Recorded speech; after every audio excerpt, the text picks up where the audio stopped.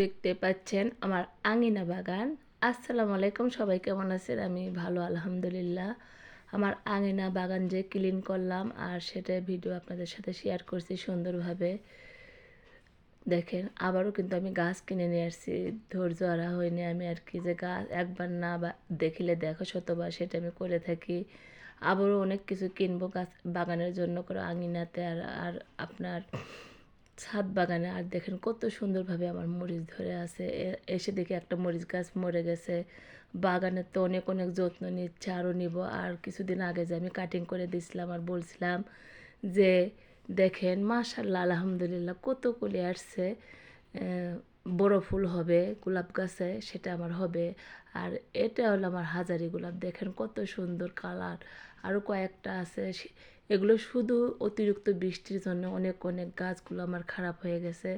আল্লাহর রহমতে এখন ভালো হয়ে যাবে। আর আমি অনেক সুন্দরভাবে আপনাদেরকে বাগানটা দেখাচ্ছি।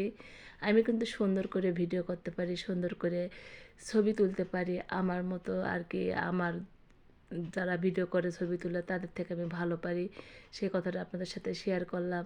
আর সুন্দরভাবে দেখাচ্ছে আঙিনার পরিবর্তন, যত ক্লিন করলাম বাগানটা পরিষ্কার করলাম।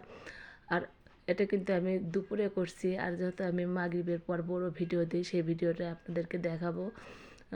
কারণ বড় ভিডিও তার আমি যখন তখন ছাড়া যায় না, ইচ্ছা করলে যত। আর দেখেন কত সুন্দর লুক হয়েছে আমার বাগানে, মানে অন্যরকম একটা শান্তি লাগে। শশা গাছ দেখালাম। আর এই যে কপি গাছগুলো কিন্তু আমি বাসায় থাকলে আরও বড় হয়ে যেত, যেহেতু এখন যত্ন নেব ইনশাল্লাহ বড় হয়ে যাবে, সুন্দর হয়ে যাবে, সেটা আমি জানি। আর সুন্দরভাবে কিন্তু আমি দেখানোর চেষ্টা করি। আমার ভিডিওগুলো যখন আমি দেখি মনে হয় যে আমাকে যদি এরকম করে কেউ একটু ভিডিও করে দিত, কিন্তু শিখে দিলেও হয়তো পেরে ওঠে না, যেটুকু করে দেয় আলহামদুলিল্লাহ। আর দেখেন গাঁদা ফুলগুলো কত সুন্দরভাবে ফুটে আছে আমার আঙিনা বাগানে।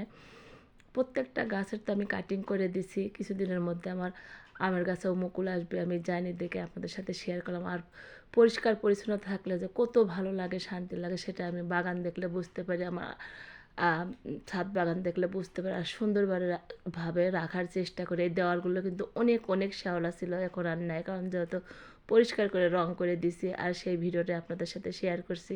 লেমন গ্রাস দেখেন হাজব্যান্ড কী অবস্থা করে দিচ্ছে, ওগুলো ছেটে দিতে হবে, সময় পাই না, আস্তে আস্তে দিব। যত 3-4 দিন হচ্ছে আসছি ঢাকা থেকে। অনেক ভালোভাবে আমি আপনাদের বাগানটা শেয়ার করছি আর দেখাচ্ছি। আর আমার অনেক অনেক শান্তি লাগছে।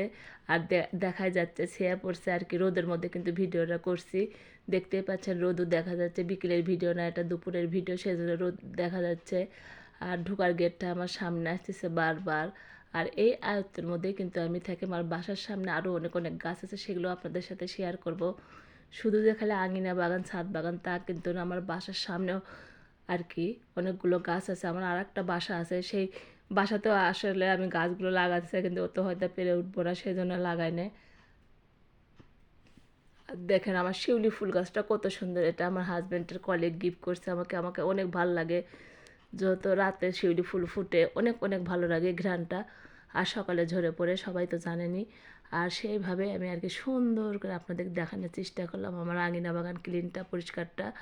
আর সেটাই ভালোবেসে সবাই দেখবেন, লাইক কমেন্ট শেয়ার করবেন, অনেক অনেক ভালো লাগবে। আমার তো অনেক অনেক মন খারাপ হচ্ছিলো, তো বাগানটার কী অবস্থা হয়ে গেল। আসলে 10 দিন বাসায় ছিলাম না, ওই জন্য